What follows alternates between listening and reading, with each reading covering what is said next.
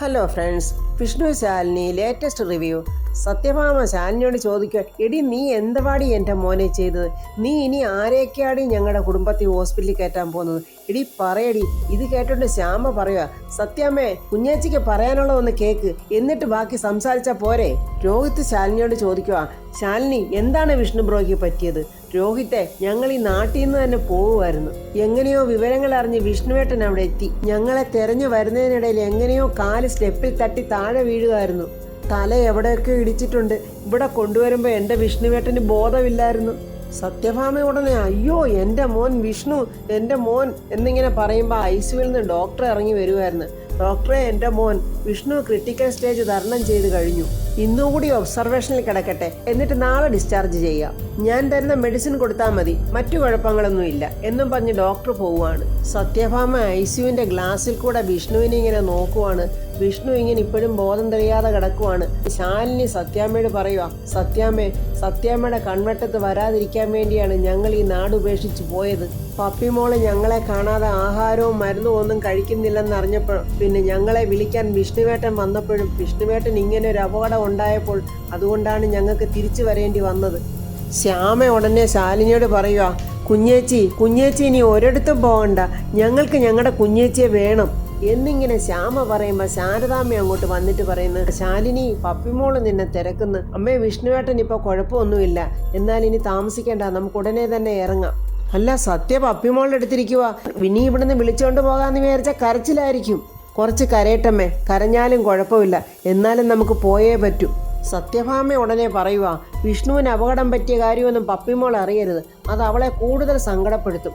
ഉടനെ ശ്യാമ, അയ്യോ സത്യമോളെങ്ങാനും പറയുവോ? ഇല്ല, പറയില്ല. സത്യമോളോട് അതെല്ലാം പറഞ്ഞ് മനസ്സിലാക്കിയാണ് കൊണ്ടുവന്നത്, അതുകൊണ്ട് സത്യമോൾ പറയില്ല. ശ്യാമേ, നീ പോയി സത്യമോളെ വിളിച്ചോണ്ട് വാ. ഞാൻ ഇനി കൂടുതൽ നേരം ഇവിടെ നിന്നേ സത്യാമ്മയെ കൊണ്ടൊന്നും പറയിപ്പിക്കണ്ട. എടി ശാലിനി, നീ എന്തൊരു വർത്തമാനമായി പറയുന്നത്? പപ്പിയെ ഒന്ന് കാണാതെ നിനക്ക് ഇവിടെ നിന്ന് പോകാൻ പറ്റുമോ? ഇപ്പൊ തന്നെ ഞാൻ നിന്നെ വിളിച്ചോണ്ട് വരാമെന്ന് പറഞ്ഞ് ഉറപ്പ് കൊടുത്തിട്ടാണ് ഇങ്ങോട്ട് വന്നത്. എട്ടും പൊട്ടും അറിയാത്ത ആ കുഞ്ഞുങ്ങളുടെ മനസ്സ് വിഷമിപ്പിച്ചിട്ട് നിങ്ങൾക്ക് എന്ത് നേട്ടമാണ് കിട്ടാൻ പോകുന്നത്? പപ്പിമോള് കിടക്കുന്നിടത്തോട്ട് ശാലിനിയും ശാരദാമയൊക്കെ ഇങ്ങോട്ട് വരികയാണ്. സത്യമോള് കണ്ടിട്ട് പറയാ, പപ്പി ധാരാ വന്നിരിക്കുന്നതെന്ന് നോക്കിക്കേ. ശാലിനി ഓടി വന്ന് പപ്പിമോളെ കൈ പിടിച്ചങ്ങ് ഉമ്മ കൊടുക്കുവാണ്. എന്നിട്ട് തലയിൽ തലവിക്കൊണ്ട് മോളേന്ന് വിളിക്കുന്നു. എങ്ങനെ കരയാതിരിക്കും? ശാലിനി നൊന്ത് പ്രസവിച്ച മോളല്ലേ പപ്പിമോള്. മനസ്സ് നൊന്ത് കരയുന്ന ശാലിനിയെ നോക്കി പപ്പിമോള് പറയാ, എന്തിനാ സത്യടമ്മേ സങ്കടപ്പെടുന്നത്? എനിക്കിപ്പോൾ ഒന്നുമില്ല. സത്യ എൻ്റെ അടുത്ത് വന്നപ്പോഴേ എൻ്റെ എല്ലാ അസുഖവും മാറി. ഇനി ഈ മുറിവും കൂടെ ഉണങ്ങിയാൽ ഞങ്ങൾക്ക് ഒന്നിച്ച് സ്കൂളിൽ പോകണം, കളിക്കണം, അമ്പലത്തിൽ പോകണം, അങ്ങനെ ഒരുപാട് കാര്യങ്ങൾ ചെയ്യാനുണ്ട്, ഇല്ലേ സത്യ? അതേ പപ്പി എഴുന്നേക്കാൻ വേണ്ടി കാത്തിരിക്കുവാ ഞാനും. എൻ്റെ കുഞ്ഞേച്ചി, ഇവരെ എങ്ങനെ അകറ്റിക്കൊണ്ടാ കുഞ്ഞേച്ചി നാടുവിടാൻ പോകുന്നത്? ഇവരുടെ ഈ സ്നേഹം കണ്ടോ? ഇവരെ പിരിച്ചു വെച്ചോണ്ട് കുഞ്ഞേച്ചിക്ക് എവിടെയോട്ടും പോകാൻ പറ്റില്ല. അല്ലെങ്കിൽ പിന്നെ എൻ്റെ കുഞ്ഞേച്ചി ആരെ തോൽപ്പിക്കാനാ? അങ്ങനെ പോയാൽ തന്നെ മനസമാധാനത്തോടെ ഒരു ദിവസമെങ്കിലും എൻ്റെ കുഞ്ഞേച്ചിക്ക് കഴിയാൻ പറ്റുമോ? കുഞ്ഞേച്ചിക്ക് ഇതൊന്നും ഒരു പ്രശ്നമല്ലെന്നുണ്ടെങ്കിൽ കുഞ്ഞേച്ചി പൊയ്ക്കോ. ശാലിനി പപ്പിമോളെ തടയിക്കൊണ്ട് ചോദിക്കുക, പപ്പിമോക്ക് ഇപ്പോൾ കുഴപ്പമൊന്നുമില്ലല്ലോ? ഞാൻ പറഞ്ഞില്ലേ സത്യയുടെ സത്യയെ കണ്ടപ്പോഴും സത്യയുടെ അമ്മയെ കണ്ടപ്പോഴും എനിക്കിപ്പോൾ ഒരു കുഴപ്പവും ഇല്ല. എൻ്റെ അസുഖം എല്ലാം മാറി. പിന്നെ സത്യാമ്മ ഒരുപാട് വഴക്ക് പറഞ്ഞില്ലേ? അതിന് സോറി. ഞാൻ ആ കുട്ടിയെ തല്ലിയതിൻ്റെ പേരിലാണല്ലോ സത്യാമ്മ നിങ്ങളെ വഴക്ക് പറഞ്ഞത്. എനിക്ക് ഒരുപാട് സങ്കടമായി സത്യാമ്മ അങ്ങനെ വഴക്ക് പറഞ്ഞത്. അതിന് സോറി പറയാനായിട്ട് ഞാൻ അങ്ങോട്ട് വന്നപ്പോഴാണ് എന്നെ വണ്ടി ഇടിച്ചത്. സത്യാമ്മയ്ക്ക് വേണ്ടി ഞാൻ മാപ്പ് ചോദിക്കുന്നു. മോളെ, എൻ്റെ പൊന്നു മോളെ, നിന്റെ ഉള്ളിൽ ഇങ്ങനെയൊക്കെ ഉണ്ടായിരുന്നോ? എനിക്ക് ഒരു വഴക്കുമില്ല, എനിക്ക് ആരോടും ഇതിനൊരു പരിഭവവും ഇല്ല. എൻ്റെ പപ്പിമോക്ക് സന്തോഷമായില്ലേ എന്നിങ്ങനെ ശാലിനി പറയുക. എനിക്ക് സന്തോഷമാകണമെങ്കിൽ സത്യയുടെ അമ്മ പപ്പിയെ വിട്ടിട്ട് എങ്ങോട്ടും പോവരുത്. പപ്പിയെ തനിച്ചാക്കി സത്യയും കൂട്ടി സത്യയുടെ അമ്മ പോവുമോ? പറ സത്യയുടെ അമ്മേ, സത്യയുടെ അമ്മ പോവുമോന്ന്? പോവുകയാണെങ്കിൽ ഞാൻ ഇവിടുന്ന് എങ്ങോട്ടെങ്കിലും ഇറങ്ങിപ്പോവും. സത്യ എന്നോടൊപ്പം വേണം.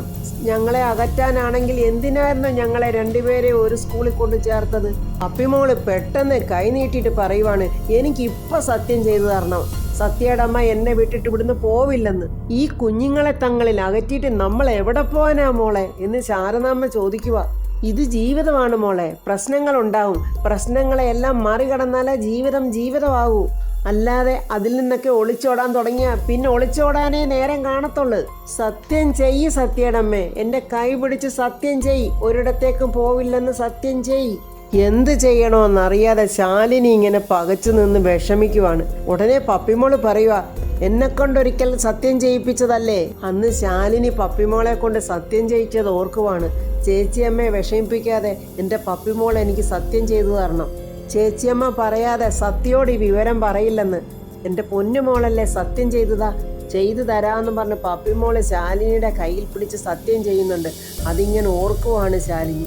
എന്നെ വിട്ട് സത്യം കൊണ്ട് എങ്ങോട്ടും പോവില്ലെന്ന് സത്യം ചെയ് സത്യടമ്മേ, സത്യം ചെയ്യമ്മേ, പപ്പി പറയുന്ന കേട്ടില്ലേ എന്നിങ്ങനെ സത്യയുടെ വകയൊരു റിക്വസ്റ്റ്. ഞാൻ ഒടുവിൽ ശാലിനി പപ്പിമോടെ കൈ പിടിച്ചങ്ങ് സമ്മതിക്കുവാണ്. അത് കണ്ടിട്ട് ശാരദാമ്മ അങ്ങ് നെഞ്ചത്ത് കൈവെക്കുവാണ്. ദൈവമേ എന്നും പറഞ്ഞ് ശ്യാമയ്ക്കും ഭയങ്കര സന്തോഷമാകുവാണ്. അങ്ങനെ പപ്പിമോളെ ഡിസ്ചാർജ് ചെയ്ത് വീട്ടിൽ കൊണ്ടുവന്നിരിക്കുവാണ്. സത്യഭാമയുടെ മടിയിൽ പപ്പിമോൾ ഇങ്ങനെ കിടക്കുവാണ്. പപ്പിമോളെ ഇങ്ങനെ തലോടിക്കൊണ്ട് സത്യഭാമ പറയുക, ഇനി എൻ്റെ പപ്പിമോൾ ഒറ്റയ്ക്ക് എങ്ങോട്ടും പോവരുത്. എങ്ങോട്ടെങ്കിലും പോകണമെങ്കിൽ പൊന്നിയാൻ്റിയോ ആരെങ്കിലും വിളിച്ചോണ്ടേ പോകാവുള്ളൂ. എനിക്ക് മനസ്സിലായി സത്യാമ്മേ, ഞാൻ അങ്ങനെ പോയതുകൊണ്ടാണല്ലോ എനിക്ക് അപകടം ഉണ്ടായത്. എൻ്റെ കുഞ്ഞിന് മോശ സമയമാണെന്ന് തോന്നുന്നു, ജാതകം ഒന്ന് നോക്കണം എന്നൊക്കെ ഇങ്ങനെ സത്യഭാമ ചിന്തിക്കുവാണ്. കുഞ്ഞിന് എന്തറിയാം, ശ്യാമയും രോഹിത്തും കുറച്ചുകൂടി ഇവളുടെ കാര്യത്തിൽ ശ്രദ്ധിക്കേണ്ടതായിരുന്നു. ഇനി നമ്മൾ മുതിർന്നവർ തന്നെ ശ്രദ്ധിച്ചേ പറ്റൂ. സത്യഭാമ ഇങ്ങനെ ചിന്തിച്ചുകൊണ്ടിരിക്കുമ്പോൾ നമ്മുടെ രാഘവേട്ടൻ അങ്ങോട്ട് വന്നിട്ട് ചോദിക്കുക, ഭാമേ നീ എന്തുവാ ചിന്തിച്ചു കൂട്ടുന്നത്? വിഷ്ണുവിനെ കുറിച്ചാണോ? വിഷ്ണുവിനായാലും പപ്പിമോക്കായാലും അപകടങ്ങൾ ഒഴിഞ്ഞിട്ട് ഹോസ്പിറ്റലിൽ നിന്ന് ഇറങ്ങാൻ നേരമില്ലല്ലോ രാഘവേട്ട. ഇപ്പൊ തന്നെ ഈ പപ്പിമോൾ എത്ര വട്ടം ഹോസ്പിറ്റലിൽ കയറിയത്? അതിന് നമുക്കെന്ത് ചെയ്യാൻ പറ്റും ഭാമേ? വരുന്നത് അനുഭവിക്കുക, അന്ന് മാത്രമേ പറ്റൂ. വിധി, അതിൽ കൂടുതൽ എന്തു പറയാനാ ഭാമേ? വിഷ്ണുവും ഹോസ്പിറ്റലിൽ നിന്ന് ഡിസ്ചാർജ് ആയി വന്നിട്ടുണ്ട്. വിഷ്ണു മുകളിൽ നിന്ന് ഇറങ്ങി വരികയാണ്. വിഷ്ണുവിന്റെ കാര്യം തന്നെ ഒന്ന് നോക്കിക്കേ, എത്ര പ്രാവശ്യം വിഷ്ണുവിനും അപകടങ്ങളൊക്കെ ഉണ്ടായിരിക്കുന്നത്. വിഷ്ണു ഉടനെ സത്യഭാമയോട് ചോദിക്കുക, അമ്മ എന്തുവാ ഇപ്പൊ പറഞ്ഞു വരുന്നത് പപ്പിയുടെ കാര്യമാ. പപ്പിമോക്ക് സമയദോഷവാ. ഞാൻ ആ പത്മനാഭൻ ജ്യോത്സ്യരോട് വരാൻ പറഞ്ഞിരിക്കുക. പപ്പിയുടെ കാര്യം മാത്രമല്ല, മൊത്തത്തിൽ എല്ലാവരുടെയും ഒന്ന് രാശി വെച്ച് നോക്കാൻ പറഞ്ഞിട്ടുണ്ട്. ശ്യാമയപ്പ പറയുവാണ്, ഞാൻ സത്യാമ്മയോട് പറയാനിരിക്കുമായിരുന്നു, പപ്പിമോടെ ബാലാരിഷ്ടതകൾ കഴിഞ്ഞോന്നൊന്ന് നോക്കണമായിരുന്നു. അവരങ്ങനെ സംസാരിച്ചുകൊണ്ടിരിക്കുമ്പോൾ ജ്യോത്സ്യൻ അങ്ങോട്ട് വരികയാണ്. ശ്യാമയോട് പോയി കൂട്ടിക്കൊണ്ട് വരാൻ സത്യഭാമ പറയുന്നു. എന്നിട്ട് രാഘവേട്ടനോട് പറയുകയാണ്, വഴിപാടുകളൊക്കെ പറഞ്ഞാൽ അതൊക്കെ കൃത്യമായിട്ട് നമ്മൾ നടത്തണം, എന്നാലേ എല്ലാത്തിനും ഫലം ഉണ്ടാകത്തുള്ളൂ. അങ്ങനെ ജ്യോത്സ്യർ വന്ന് ജ്യോത്സ്യരുടെ കൗടിപ്പലകയൊക്കെ അങ്ങോട്ട് നിരത്തി വെച്ചു. സത്യഭാമ ഉടനെ ശ്യാമയോട് പറയുക, ശ്യാമേ പപ്പിമോടെ ജാതകം പോയി എടുത്തോണ്ട് വാ. ജ്യോത്സ്യരോട് സത്യഭാമ പറയുന്നുണ്ട്, ഇച്ചിരി കുരുത്തക്കേടാണ്, തർക്കുത്തരമൊക്കെ പറയും, പിന്നെ ഇടയ്ക്കിടയ്ക്ക് വീട്ടിൽ നിന്നൊക്കെ എന്നെ ഇറങ്ങിപ്പോകുന്ന സ്വഭാവമൊക്കെ ഇങ്ങനെ ഉണ്ട് എന്നൊക്കെ ഇങ്ങനെ കുറുമ്പ് പോലെ പറയുവാണ്. കുട്ടികളല്ലേ സത്യാമ്മേ, ഇപ്പോഴത്തെ കുട്ടികളൊക്കെ അങ്ങനെ ഇങ്ങനെയൊക്കെ ചെയ്തില്ലെങ്കിലേ ഉള്ളൂ കുഴപ്പം. പിന്നെ മോടെ പാവജാതകമാ, നോക്കിയിട്ട് എന്താ പരിഹാരം ചെയ്യേണ്ടതെന്നൊക്കെ പറയണേ. അങ്ങനെ ജ്യോത്സ്യർ ആ കബഡിപ്പലകയെ കുറച്ച് കബഡിയൊക്കെ ഇട്ടിട്ട് അങ്ങനെ കുറച്ച് മന്ത്രങ്ങളൊക്കെ അങ്ങോട്ട് ചൊല്ലുവാണ്. ജ്യോത്സ്യൻ അങ്ങനെ കബഡിയൊക്കെ നടത്തിയിട്ട് സത്യഭാമയോട് പറയുക, സത്യാമ്മേ എല്ലാ പ്രശ്നത്തിനും ഒരു പരിഹാരം ഉണ്ടാകും. മനുഷ്യനെ സൃഷ്ടിച്ചത് ഈശ്വരനാണെങ്കിൽ അവന് വരുന്ന സകല ആപത്തുകളിൽ നിന്ന് രക്ഷിക്കേണ്ട കടമയും ഈശ്വരനുള്ളതാണ്. അതിന് ഭഗവാൻ ചില കുറുക്കു വഴികൾ കണ്ടെത്തിയിട്ടുണ്ട്. നിങ്ങളെയെല്ലാം എളുപ്പം അവിടെ എത്തിക്കുന്നതിനുള്ളൊരു വഴിയാണ് പ്രാർത്ഥന. കുട്ടിക്കിപ്പോൾ രാഹുർദശയാണെന്നും രാഹുർദശയുടെ അവസാനം കുറച്ച് പ്രശ്നങ്ങളുണ്ടെന്നും എന്നൊക്കെ അങ്ങനെ ജ്യോത്സ്യൻ അങ്ങോട്ട് തട്ടി വിടുവാണ്. കുട്ടിയെ നല്ലതുപോലെ ശ്രദ്ധിച്ചില്ലെങ്കിൽ ഇനിയും അപകടങ്ങൾ ഉണ്ടാകാം. ശിവഭഗവാനെ പ്രാർത്ഥിക്കണമെന്നും മൃത്യുഞ്ജയ ഹോമം നടത്തണമെന്നും മൃത്യുഞ്ജയ പൂജ ചെയ്യണമെന്നും എന്നൊക്കെ അങ്ങനെ ജ്യോത്സ്യർ പറയുവാണ്. പക്ഷേ ഇവിടെ അതിന് ചില തടസ്സങ്ങളാണ് കാണിക്കുന്നത്. ആയുസ്സിന്റെ കാര്യത്തിൽ ഒരു തടസ്സവും കാണുന്നു. അതുകൊണ്ട് എത്രയും പെട്ടെന്ന് കുട്ടിയുടെ ദോഷങ്ങളൊക്കെ അങ്ങോട്ട് മാറ്റണം. ശിവഭഗവാനെ സ്തുതിക്കണം. കുട്ടിക്ക് അപവൃത്തി വരെ സംഭവിക്കാം. ഇത് കേട്ട് എല്ലാവരും അങ്ങ് ഞെട്ടി നിൽക്കുവാണ്. വല്ല കാര്യം ഉണ്ടായിരുന്നോ? വേലിക്ക് കിടന്ന പാമ്പിനെ എടുത്ത് തോളയിലിട്ടെന്ന് പറഞ്ഞ പോലെ ജ്യോത്സ്യര് വന്ന് വേണ്ടാത്തതൊക്കെ അങ്ങോട്ട് പറയുവാണ്. സത്യഭാമ ചോദിക്കുക, ജ്യോത്സ്യരെ ഇതിന് പരിഹാരം എന്തെങ്കിലും ഉണ്ടോ? വിധിയെ തടുക്കാൻ സാക്ഷാൽ പരമശിവന് പോലും കഴിയില്ലെന്നറിയാവുന്നതല്ലേ? പിന്നെ ചെയ്യാൻ കഴിയുന്നത് ആയുഷ് ഹോമമാണ്. അതിൽ ആയുഷ് ഹോമം നടത്തുമ്പോൾ കുട്ടിയുടെ അമ്മയ്ക്കാണ് ഇതിൽ പ്രാധാന്യം. ഹോമം പൂർത്തിയായതിനു ശേഷം കുട്ടിയുടെ അമ്മ ശിവക്ഷേത്രത്തിൽ പോയി കരഞ്ഞപേക്ഷിക്കണം. എൻ്റെ പൊന്നോ, നാണ്ട ശ്യാമയുടെ നല്ല ജീവനങ്ങ് പോയി. പെറ്റ വയറിൻ്റെ കരച്ചിൽ മഹാദേവന്റെ മനസ്സലിയിക്കും. അപ്പോൾ ശ്യാമ ചോദിക്കുവാണ്, അമ്മ തന്നെ പോകണമല്ലേ? ജ്യോത്സ്യർ ആ ജാതകത്തെ നോക്കിയിട്ട് ചോദിക്കുന്നു, ഈ ജാതകക്കാരിയുടെ അമ്മ നിങ്ങൾ തന്നെയാണോ? ഈ കുട്ടിയെ പ്രസവിച്ചത് നിങ്ങൾ തന്നെയാണോ എന്നാണ് ചോദിച്ചത്. ശ്യാമ ഇങ്ങനെ പരിങ്ങി പറയാം, ആ ആന്ന്. എന്നാൽ നിങ്ങൾ തന്നെ പോണം. പപ്പിമോൾക്ക് വേണ്ടി സ്വന്തം അമ്മയ്ക്കല്ലാതെ വേറെ ആർക്കും കേണപേക്ഷിക്കാൻ കഴിയില്ല. അമ്മയുടെ കണ്ണുനീരിന് ഈ കുഞ്ഞിന്റെ ആയുസിനെ തിരിച്ചു പിടിക്കാൻ കഴിയും. സത്യഭാമ ഉടനെ ശ്യാമയോട് പറയുക, ശ്യാമേ, നീ തന്നെ ഇതൊക്കെ ചെയ്യണം. സ്വന്തം മോടെ ജീവൻ രക്ഷിക്കാൻ വേണ്ടി നീ തന്നെയാണ് ഇതൊക്കെ ചെയ്യേണ്ടത്. ശ്യാമ മനസ്സിൽ പറഞ്ഞ് തേങ്ങുവാണ്. കുഞ്ഞേച്ചി, എന്നോട് ക്ഷമിക്കണേ, ഇതെല്ലാം കുഞ്ഞേച്ചി ചെയ്യേണ്ട കാര്യങ്ങളാ. ഇവരെല്ലാവരുടെ നിർബന്ധിച്ച് എന്നെ കൊണ്ട് ചെയ്യിക്കാൻ പോവാ. ഞാൻ ഈ പൂജ ചെയ്താൽ എന്ത് ഫലം കിട്ടാനാ? പപ്പിമോളെ പ്രസവിച്ചത് എൻ്റെ കുഞ്ഞേച്ചിയല്ലേ? ഈശ്വര, എനിക്കിതാരോടും പറയാനും പറ്റുന്നില്ലല്ലോ. എന്തൊരു പരീക്ഷണമായത്. ജ്യോത്സ്യര് നിർത്തുന്ന പാടില്ല.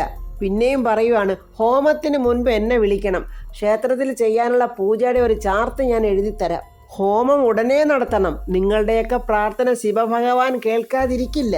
മഹാദേവൻ രക്ഷിക്കട്ടെ എന്ന് പറഞ്ഞ് ജ്യോത്സ്യരെല്ലാം വാരിക്കെട്ടി വെക്കുവാണ്. ശ്യാമ മനസ്സിൽ പറയുക, എൻ്റെ കുഞ്ഞേച്ചി, ഈ പൂജ ചെയ്യേണ്ടത് കുഞ്ഞേച്ചിയാണ്. കുഞ്ഞേച്ചി എങ്ങനെ വന്ന് ഈ പൂജ ചെയ്യും? കുഞ്ഞേച്ചി വന്ന് ഈ പൂജ ചെയ്തില്ലെങ്കിൽ നമ്മുടെ പപ്പിമോള്, എനിക്കത് ഓർക്കാൻ പോലും പറ്റുന്നില്ല. ദൈവമേ, ഭഗവാനെ, ഇതെന്തോ ഒരു പരീക്ഷണം. ഇപ്പം ശ്യാമയുടെ നേരെയാണല്ലോ അടുത്ത പരീക്ഷണം. അപ്പോൾ ഫ്രണ്ട്സ്, പപ്പിമോളും സത്യമോളുടെയും കാര്യങ്ങൾക്ക് ഒരു തീരുമാനമാകുമെന്ന് തോന്നുന്നു. ഈ പൂജയിൽ ശ്യാമയ്ക്ക് പങ്കെടുക്കാൻ പറ്റുമോ അതോ ശാലിനിയാണോ ഈ പൂജയിൽ പങ്കെടുക്കുന്നതെന്നൊന്നും ഇപ്പോൾ പറയാൻ പറ്റില്ല. അപ്പോൾ ഫ്രണ്ട്സ്, അടുത്ത വീഡിയോയുമായി നാളെ കാണാം. എൻ്റെ വീഡിയോ ഇഷ്ടപ്പെട്ടാൽ ലൈക്കും കമൻസും, സബ്സ്ക്രൈബ് ചെയ്യാത്തവർ സബ്സ്ക്രൈബ് ചെയ്യണേ.